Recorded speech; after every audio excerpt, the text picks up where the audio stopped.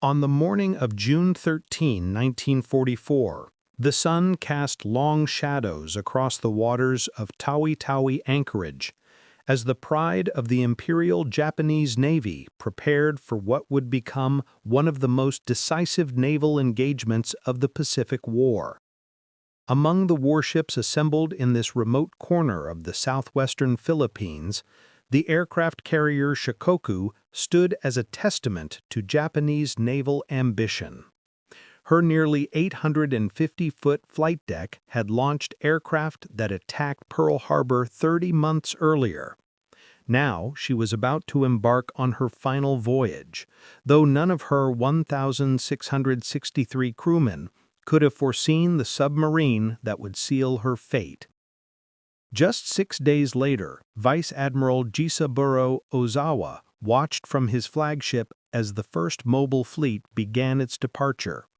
The formation was impressive: 3 fleet carriers, Shōkaku, Zukaku, and Taiho, accompanied by an array of supporting vessels. The heavy cruisers Atago, Takao, Maya, and Chokai took screening positions, while 13 destroyers formed a protective ring. This was the last great concentration of Japanese carrier power in the Pacific, a force that had once dominated from Hawaii to the Indian Ocean. Their departure was no routine sortie. It was Japan's desperate gamble to reverse the tide of war that had turned against them since Midway. As the anchors rose, thousands of sailors stood at their posts, unaware that within a week over 1,200 of them would perish in the warm waters of the Philippine Sea. Their destination was the Mariana Islands, where American forces had begun their assault on Saipan. Their mission, the destruction of the U.S. Pacific Fleet's carrier force.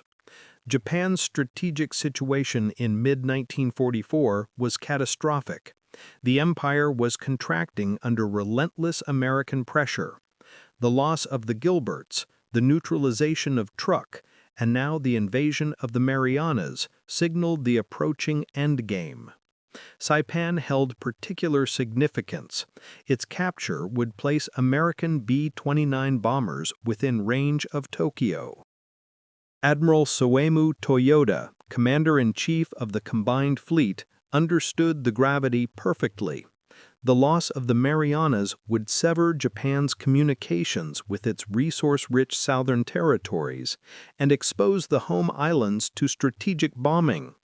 In response, he authorized Operation Ago, a complex plan leveraging Japan's remaining advantages: the longer range of its carrier aircraft, land-based air support, and superior night-fighting skills.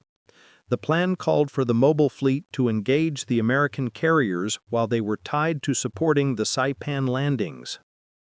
Yet the Japanese Navy of 1944 bore little resemblance to the force that had stunned the world at Pearl Harbor.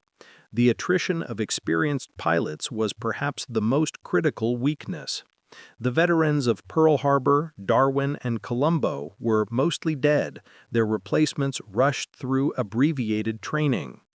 Many pilots aboard Shōkaku and her sister ships had fewer than 200 flying hours, compared to over 800 for their American counterparts. Fuel shortages presented another vulnerability. With its merchant marine hunted by American submarines, Japan could no longer reliably transport refined fuel. The mobile fleet operated on unrefined Tarakan crude oil, which produced thick black smoke, clogged boilers, and reduced speed. Despite these handicaps, Ozawa's fleet remained formidable on paper. 9 carriers with about 440 aircraft, supported by 5 battleships, including the mighty Yamato and Musashi, 13 cruisers, and 28 destroyers. They would face Admiral Raymond Spruance' Fifth Fleet, with 15 carriers carrying 956 aircraft, 7 battleships, 21 cruisers, and 69 destroyers. The Americans held decisive advantages in numbers, pilot quality, radar, and logistics. But Ozawa hoped careful tactics and surprise might offset them. The strategic chess match began early. Japanese intelligence had correctly identified the Marianas as the next American target, allowing Ozawa to pre-position his forces. His plan was elegant: keep his carriers beyond American aircraft range while using his longer-ranged planes to strike the U.S. fleet. He also counted on support from over 500 land-based aircraft at Guam, Rota, Tinian, and Yap.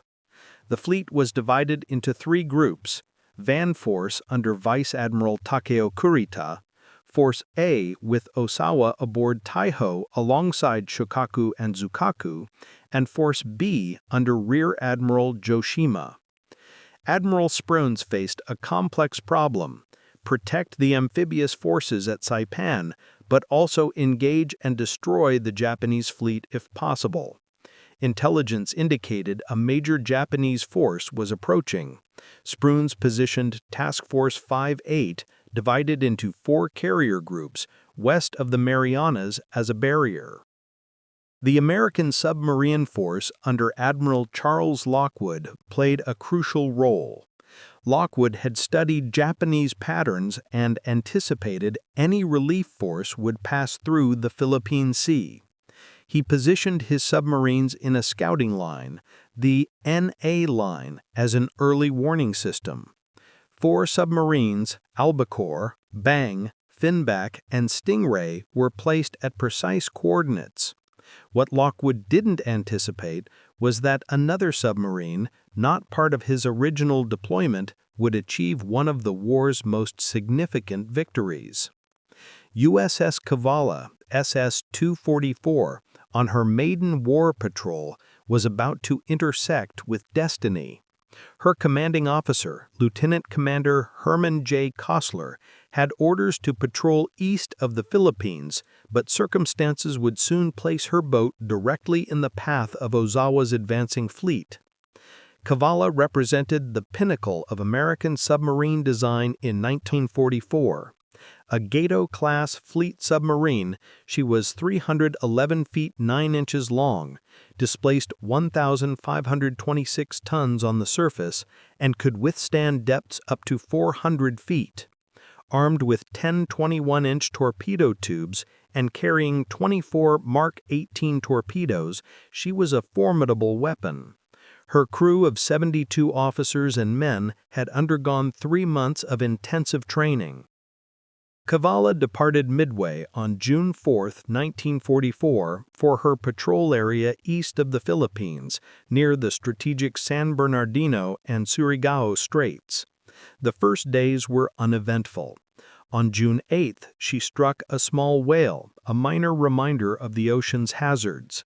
By June 14, weather deteriorated into a typhoon, forcing Cavalla to submerge for 18 hours to ride out the storm. Surfacing on June 15, Cavalla intercepted a contact report from USS Flying Fish, which had spotted a Japanese task force moving east at high speed. Kostler immediately changed course to intercept, coordinating with USS Pipefish for a search. They found nothing. The enemy had likely changed course. Just before midnight on June 16, radar detected multiple contacts southwest, a convoy with escorts. Kostler attempted an attack, but alert Japanese destroyers forced Cavalla deep, evading depth charges. The convoy, which included fleet oilers supporting Ozawa's mobile fleet, escaped. Had Cavalla sunk them, the Japanese carriers might have been forced to curtail operations due to fuel shortage. New orders arrived on June 17, repositioned to intercept a major Japanese fleet movement. At 19:45 hours that evening, Cavalla's radar detected faint contacts. As the range closed, more returns appeared, at least 7 large vessels moving at 19 knots. Plotting indicated an aircraft carrier, battleships, or heavy cruisers, and screening destroyers. Cavalla had stumbled upon a major element of the Japanese fleet. Kostler faced a difficult choice: attack immediately or surface to report the contact. Understanding the strategic value of the intelligence, he chose the latter. After the Japanese force passed beyond visual range, Cavalla surfaced and transmitted a detailed contact report. The message was relayed to Admiral Spruance aboard USS Indianapolis, the first definitive confirmation of the approaching Japanese carriers. The Battle of the Philippine Sea had effectively begun. Cavalla submerged and attempted to regain contact, but could not overtake the faster surface ships. By dawn on June 18, Costler abandoned the pursuit. The crew was disappointed, but Costler assured them their report was invaluable. At 03:45 on June 19, a low-flying aircraft forced Cavalla to crash dive. As dawn broke, unknown to Costler, the fleet movements had placed his submarine directly in the path of Ozawa's main carrier force. The Japanese had launched their first strike against the American carriers at 0830X and were now recovering aircraft. At 10:48, Cavalla's sound operator reported high-speed screws. Costler raised the periscope and spotted the pagoda masts of Japanese warships. He ordered battle stations. At 10:52, a second look took his breath away. A large aircraft carrier, accompanied by a heavy cruiser and destroyers, was approaching at about 20 knots. The carrier, identified as a Shōkaku-class vessel, was recovering aircraft, its flight deck crowded. Over the next 15 minutes, Costler maneuvered carefully, avoiding detection by screening destroyers. By 11:10X, the carrier, either Shōkaku or Zuikaku, was at 5,000 yards and closing. A destroyer, Urakaze, threatened to block the torpedo run. At 11:18X, with the carrier at 1,200 yards, Costler made his decision. "Fire one," he commanded.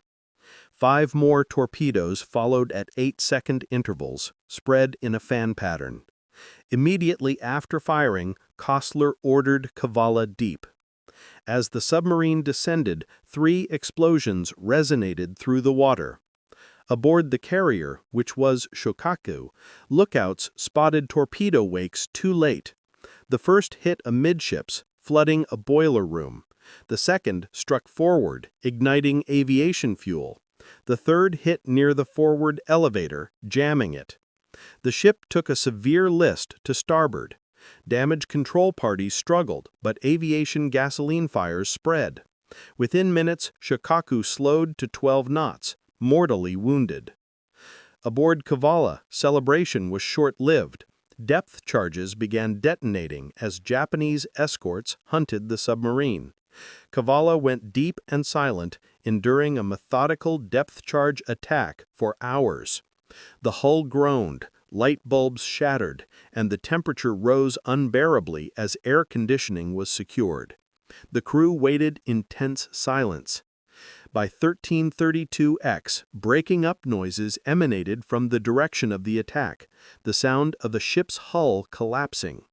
At 14:08X, 4 tremendous explosions shook Cavalla, Shōkaku's magazines or fuel bunkers detonating. The carrier, its internal spaces filled with gasoline vapors, had suffered a catastrophic explosion.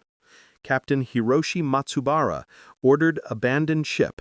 At 15:01X, Shōkaku capsized and sank stern first, taking 1,272 of her 1,663 crewmen.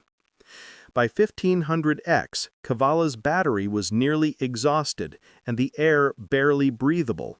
Costler brought her to periscope depth and found the ocean empty. The Japanese escorts had departed. At 1900X, after over 7 hours submerged, Cavalla surfaced. Costler's first priority was to report the attack. The message was received with jubilation at submarine headquarters. Admiral Lockwood himself replied, "Well done, Cavalla. Achievement beyond expectations." Cavalla continued her patrol for 6 more weeks.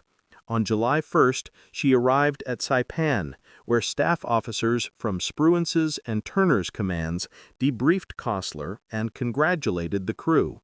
The full magnitude of her achievement was clear.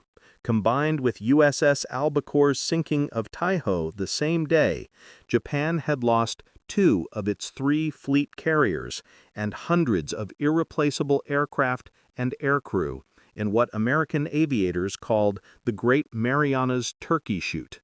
Japan's carrier force had been effectively destroyed. The sinking of Shōkaku symbolized the complete reversal of fortune in the Pacific War. The carrier that helped attack Pearl Harbor was destroyed by a submarine from the nation it helped awaken. Cavalla's success on her first patrol made her one of the Pacific Fleet's most celebrated submarines. She would complete 5 more patrols, but her most significant achievement remained that single spread of torpedoes on June 19, 1944.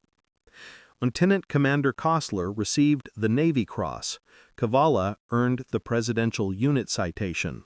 The attack underscored the strategic value of submarines as scouts and hunters. American submarines, though less than 2% of the Navy's personnel, accounted for 55% of all Japanese maritime losses, strangling Japan's empire. Post-war analysis revealed discrepancies. Some Japanese survivors insisted 4 torpedoes hit, not 3, but the result was undisputed. The human cost deserves remembrance. The 1,272 Japanese sailors who perished were largely professional seamen doing their duty. Shōkaku's wreck remains undiscovered. Cavalla survived the war, was designated a National Historic Landmark in 1982, and is preserved as a museum ship at Seawolf Park in Galveston, Texas. The Battle of the Philippine Sea opened the way for the liberation of the Philippines and the invasions of Iwo Jima and Okinawa. The sinking of Shōkaku by Cavalla represents a microcosm of the Pacific War's evolution. The hunter had become the hunted, and naval supremacy, once lost, proved irretrievable.